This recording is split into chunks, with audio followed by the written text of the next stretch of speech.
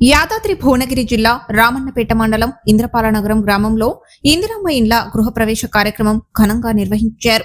ఎర్వ గణేష్ మమతా దంపతుల నూతన గృహప్రవేశ వేడుకలో నగరికల్లి ఎమ్మెల్యే వేముల వీరేశం ముఖ్య అతిథిగా పాల్గొన్నారు. ఈ సందర్భంగా ఎమ్మెల్యే పూజా కార్యక్రమాల్లో పాల్గొని కుటుంబ సభ్యులకు నూతన వస్త్రాలను బహుకరించారు. అనంతరం ఏర్పాటు చేసిన సభలో మాట్లాడుతూ గత ప్రభుత్వం 10 ఏళ్ల పాలనలో ఒక్క ఇల్లు కూడా ఇవ్వలేదని ఆరోపించారు. కాంగ్రెస్ ప్రభుత్వం అధికారంలోకి వచ్చిన తరువాత ప్రతి నియోజకవర్గానికి 3,500 ఇండ్లను మంజూరు చేసినట్లు తెలిపారు. అదనంగా మరో 3,500 ఇండ్లను మంజూరు చేయడానికి ప్రభుత్వం సిద్ధంగా ఉందన్నారు. ప్రతి పేద కుటుంబానికి సొంతిల్లు కల్పించాలనే లక్ష్యంతో ప్రభుత్వం కట్టుబడి పనిచేస్తోందని పేర్కొన్నారు. ఇది మాటల ప్రభుత్వం కాదని చేతల ప్రభుత్వం అని ఎమ్మెల్యే వేముల వీరేశం స్పష్టం చేశారు. మమతా గణేష్ ఇందిరమ్మ ఇల్లు గృహప్రవేశం చేయటం జరిగింది. ఈ ఊరికి 38 ఇందిరమ్మ ఇల్లు శాంక్షన్ చేసినాం. దాదాపు మిగతా ఇల్లు కూడా వివిధ స్టేజ్లో కంప్లీట్ కావటానికి సిద్ధంగా ఉన్నాయి.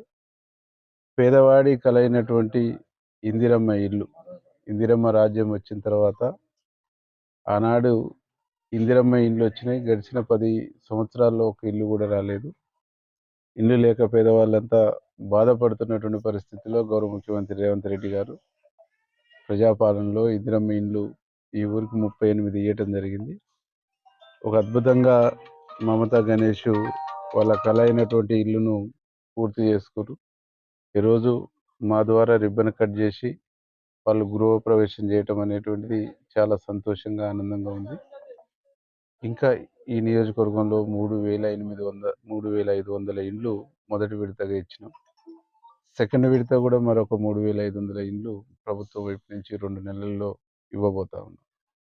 అంటే గడిచిన ప్రభుత్వానికి ఈ ప్రభుత్వానికి తేడా 2 సంవత్సరాలు పూర్తయినటువంటి సందర్భంలో మరొక 3,500 ఇండ్లు అంటే 7 మొదటి విడత ఇచ్చిన 3,500 ఇప్పుడు వచ్చేటువంటి 3,500 అంటే 7,000 ఇండ్లు ఏకకాలంలో ఇస్తున్నటువంటి ప్రభుత్వంగా ఈ ప్రభుత్వం ముందుకు పోతా ఉంది.